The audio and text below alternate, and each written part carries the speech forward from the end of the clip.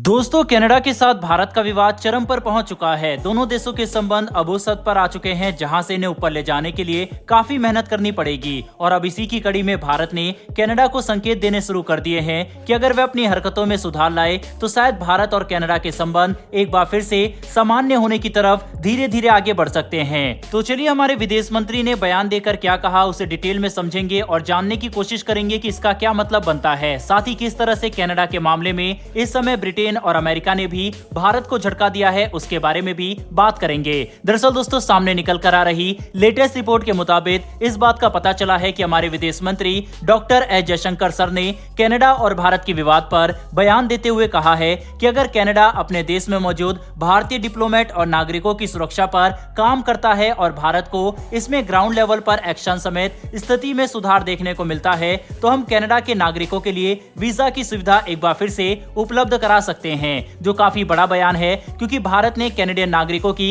Entry पर रोक लगा दी है। एक तरह से भारत ने सबसे उच्च स्तर पर आकर कनाडा को सीधे संकेत दे दिया है कि अगर वह भारत के साथ संबंध सामान्य करना चाहते हैं तो इसके लिए एक ही विकल्प है कि वह अपने देश में मौजूद भारतीय डिप्लोमेट की सुरक्षा और नागरिकों की सुरक्षा पर ध्यान दे और इसके लिए कदम उठाए, तभी जाकर भारत कनाडा के साथ जो संबंध खराब हुए हैं उन्हें ठीक करने के लिए आगे बढ़ेगा। बता दें कि कुछ समय पहले भारत ने कनाडा के नागरिकों के लिए वीजा की सुविधा पूरी तरह से निलंबित कर दी थी। इसके अलावा हमने कनाडा के 41 डिप्लोमेट को भारत छोड़ने का आदेश भी दे दिया, जिसके बाद कनाडा ने प्राइवेट कमरे में बातचीत करने की भी बात कही, लेकिन बातचीत से कोई भी हल नहीं निकला और अंततः कनाडा को अपने इन 41 डिप्लोमेट को भारत से बाहर बुलाना ही पड़ा। इसके बाद हमने देखा कि चंडीगढ़, मुंबई और चेन्नई में मौजूद कनाडा की काउंसलेट में पूरी तरह से काम को बंद कर दिया गया और अब किसी को भी अगर कनाडा जाना है तो उसके लिए नई दिल्ली में मौजूद कनाडा की एम्बेसी ही एकमात्र विकल्प है, जिसे देखते हुए अब भारत कनाडा को साफ संकेत दे चुका है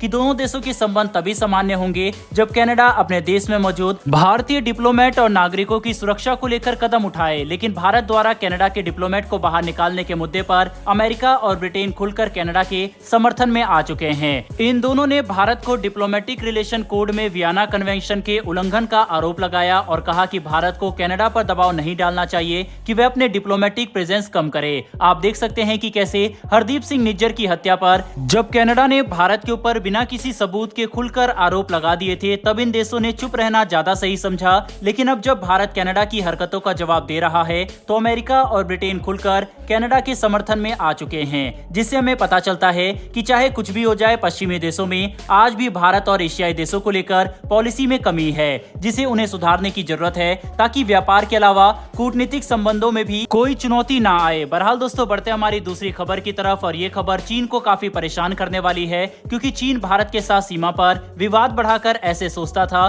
कि भारत के साथ व्यापारिक संबंध सामान्य रहेंगे, लेकिन भारत ने तभी फैसला कर लिया था कि हम चीन के साथ व्यापार को कम करके दूसरे देशों की तरफ ध्यान बढ़ाएंगे। और अब इसी की कड़ी में अमेरिका भारत का सबसे बड़ा ट्रेडिंग पार्टनर बन चुका है, यानी कि अमेरिका ने चीन को पीछे कर दिया है। दरअसल दोस्तों, सामने निकल कर आ रही लेटेस्ट रिपोर्ट के मुताबिक साल 2023-24 के फाइनेंशियल ईयर के शुरुआती 6 महीने यानी अप्रैल से सितंबर के बीच में भारत और अमेरिका ने कुल 60 अरब डॉलर के लगभग का व्यापार किया, जबकि चीन के साथ इसी दौरान हमने 58 अरब डॉलर के आसपास का व्यापार किया है। जिसका मतलब यह है कि अमेरिका अब भारत का सबसे बड़ा ट्रेडिंग पार्टनर है और चीन दूसरे नंबर पर है। एक्सपर्ट का कहना है कि यह ट्रेंड आने वाले महीनों में भी जारी रहेगा। बता दें कि आने वाले समय में भारत और अमेरिका की पार्टनरशिप अर्थव्यवस्था और टेक्नोलॉजी के क्षेत्र में ज्यादा तेजी से बढ़ने वाली है, क्योंकि अब डिफेंस में अमेरिका भारत को एडवांस टेक्नोलॉजी देने के लिए तैयार हो चुका है और दोनों देश इसमें साथ मिलकर काम भी कर रहे हैं। साथ ही भारत का सर्विस सेक्टर अमेरिका को निर्यात करके